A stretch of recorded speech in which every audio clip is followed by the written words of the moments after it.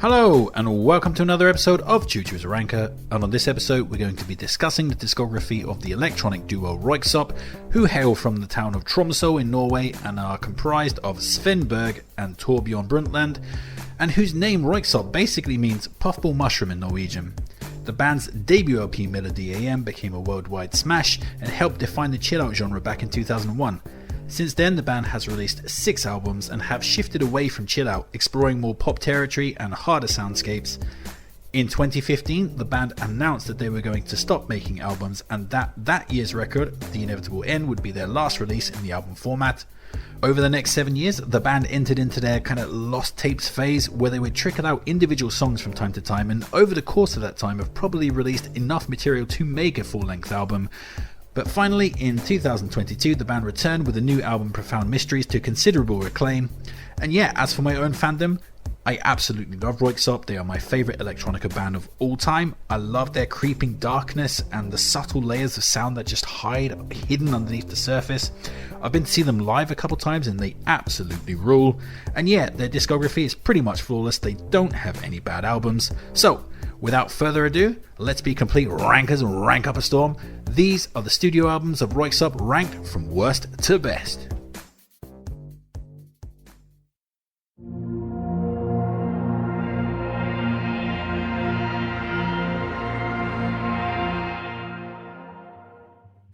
So, we're going to be kicking off this list with the band's 4th album, Senior, from 2010. The band's debut album, Melody AM, had been a smash hit chill out album, but their second LP had moved away from that genre into electropop, resulting in calls from the fan base to return back to chill out and make a follow-up record to their debut. The band promised that their third album would be a 1-2 punch of 2 halves, a pop half entitled Junior and a chill out half entitled Senior. But after Junior was released, the band fell notably silent on its partner. Finally, Senior was released a year and a half later, totally divorcing itself from the previous album and becoming very much its own thing. Added to that, it wasn't even really a chill-out record, not at least in the sense that the fans had been hoping for. Instead, it was an entirely instrumental electronica record, notable for having an impressive amount of variety in its soundscapes. Tracks like And the Forest Began to Sing and The Alcoholic had cascading arpeggiated riffs, while Tricky 2, which owes its DNA to Junior's Tricky Tricky, and The Drug had harder edge trance beats. Senior Living and Forsaken Cowboy featured guitar work and western vibes, and finally, the last few tracks actually did in fact delve into the type of ambient chill out that fans had been clamouring for. So yeah, this is a bit of a weird one. It isn't a bad record and there aren't any bad tracks on it, but the variety, whilst impressive, does make the album feel very disparate. It's not a particularly cohesive record. Also, the lack of lyrics ultimately make this an album that I rarely return to from a Royksopp fix. So basically, it's a decent record, but it's an easy choice for last place.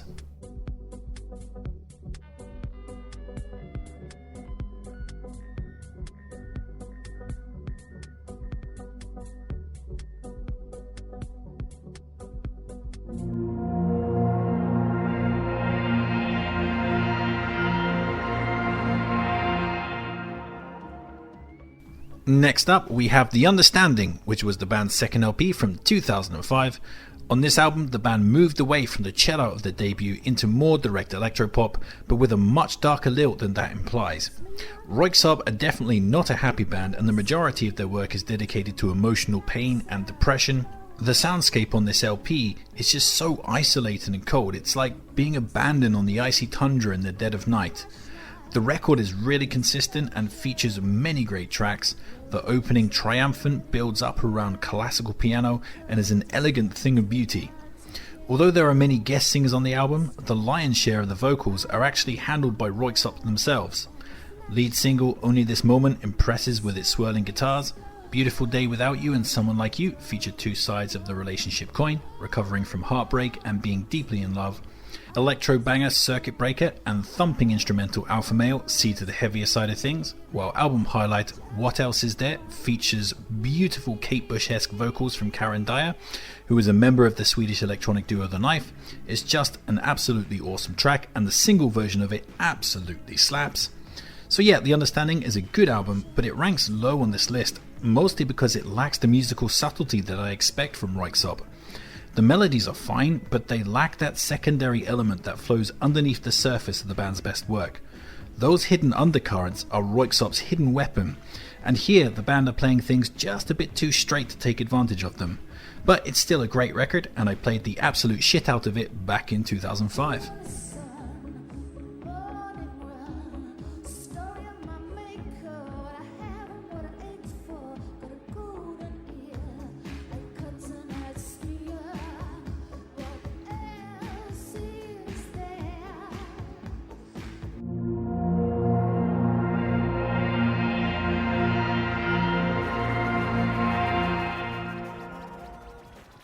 Next up, we have the band's debut album Melody AM from 2001. As I already mentioned, this was a huge hit worldwide and helped define the chill out genre. So on the terms of those successes, I'm sure that most people would expect this to be higher, maybe even top, but no. I mean, I like this record a lot. It was my first proper Royksopp album and I loved it intensely back in the day, but again, it's all about those undercurrents and the layered melodies and the subtle build-ups that categorize Royksopp's best work, and the band just hadn't quite stumbled upon that aspect on these early records. That said, we're only a hair away from 5-star territory here, 4.5 stars if you're going to push me for an answer, because this album is amazing and extremely consistent. Tracks like the opening duo of So Easy and Apple have soundtracked 1,000 TV ads and are just immediately familiar to anyone who watched the tube back in the early 2000s. Sparks has scratchy female vocals that demand attention, and the shimmering disco single Paulino and the solemn Remind Me feature Erland Oy of Kings of Convenience fame on vocal and lyrical duties. Most of the rest of the record, save for the thumping instrumental Royksopp's Night Out, is given over to ambient, relaxed chill out, my favourite examples of which would be the cascading melodies of In Space, or ironically, the spacey sounding She's So. So yeah, this is hailed as a classic chill out record for a reason, and that reason is because it's awesome, and if you have a taste for a nice bit of chill out, then this is just essential listening.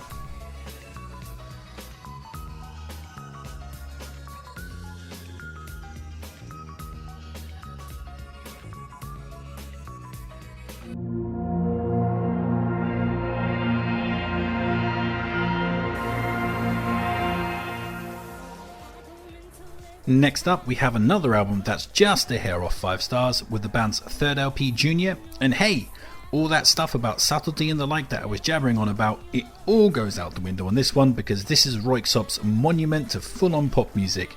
To that end, this is musically and lyrically much lighter than their other records, and it's just a damn fun time. Catchiness is set to maximum and the record is stuffed to the gills with thunderous pop gems. Opener, Happy Up Here, and closer, It's What I Want, feature Royksopp themselves on vocal duties, and they're just straight communal sing-along songs, setting up and waving off the party atmosphere the record has. The Girl and the Robot and Tricky Tricky are straight club bangers, and I should note that except for the 2 Royksopp fronted songs that I've already mentioned, all the other vocals are of the female variety, most notably from pop star Robin, Anneli Drecker, Lecky Lee, and Karen Dyer again. They all do a great job and provide the album's 2 colossal highlights, Vision 1 with its awesome creaking bass outro, and This Must Be It, which is just a straight fire banging pop tune. You Don't Have a Clue is also beautiful, with Anneli Drecker's vocals really impressing when they lift off. Add into that the physical instrumentation and orchestral swells of Royksopp Forever and the subtle build-up of True to Life, and you have not so much a monument to pop as an entire temple dedicated to it.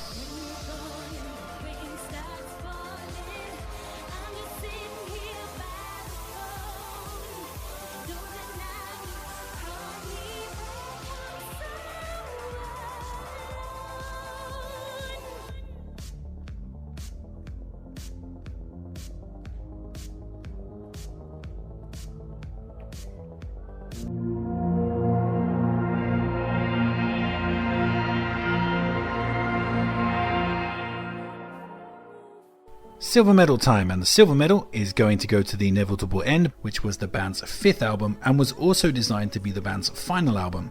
That thankfully proved not to be the case, but it definitely feels like the band is saying goodbye on this one. There's just such a resigned feel of finality about it, as the title implies. It's like, things didn't go as I planned. Everything's gone to shit, My vices have got on top of me. I'm a no good cheating asshole, and I know I am. I've ruined my life. My girlfriend has left me, and I'm spiraling downwards into the darkness, and I'm contemplating killing myself. And oh yeah, how are you, by the way? So yeah, where this record scores its huge defining win is via emotional connection. The band are definitely letting you into their psyche on this one. This is an album that could only have been made by someone on the edge. This is the sound of one of the members of Royksopp having a complete emotional breakdown, just falling apart at the seams and letting loose into the nearest microphone. The soundscapes on this LP reflect that too. It just sounds like a full body plunge into sadness and depression, but with all the subtle touches and build-ups that make the band so damn fantastic. The standard version of this LP is 12 tracks, but the deluxe version runs 17 tracks and 1 hour and 23 minutes. Whew. Usually I'd say fuck the deluxe, but the extra tracks on the deluxe edition are absolutely awesome, so this time I gotta recommend the longer version. And as for highlights, I mean, where do I begin? The album runs like a consistent highlight reel, so we could be here all day, but hey, you understand that I highly recommend this LP. Maybe deep diving isn't particularly necessary, but I'll throw out 1 or 2 examples anyway. The restrained ambient textures of Sordid Affair and You Know I Have to Go leave you with no doubt about the concept of the record. I Had This Thing combines club beats with lyrics like, I'm so confused, I cannot see, this wave of guilt is drowning me, it feels like blood is on my hands, I'd give it all for a second chance. The album remix version of the Robin collaboration Do It Again is a masterpiece exercise in spacey build-up and explosion. An album highlight, Running to the Sea, is a piano-led ballad that gets progressively more thumping as it goes on. It's just an awesome track. So yeah, The Inevitable End is a flawless masterwork by a band at their absolute peak. Great stuff.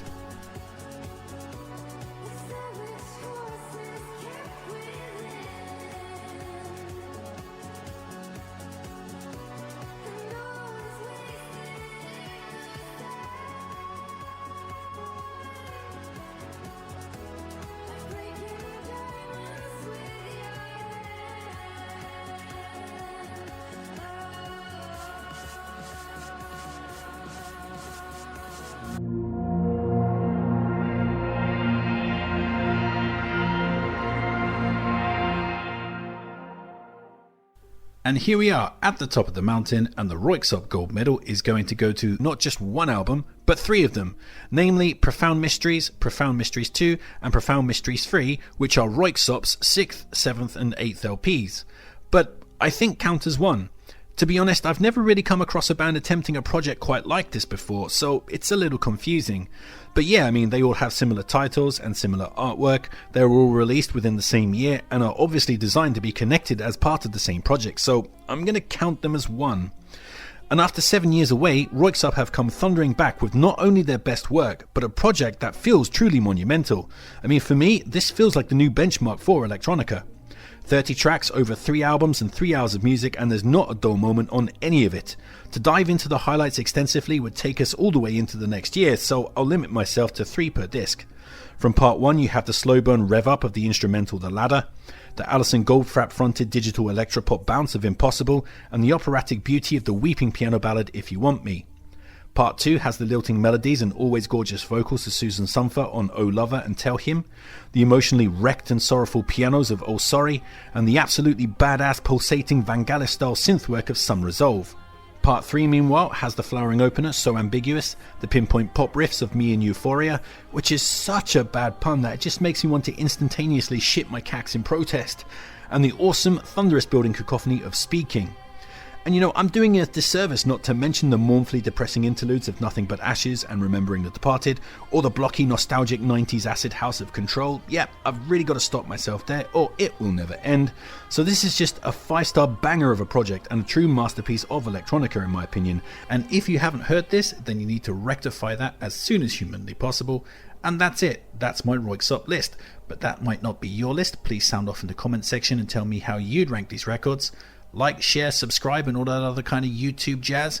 Take care of yourself, but most importantly, just keep on ranking.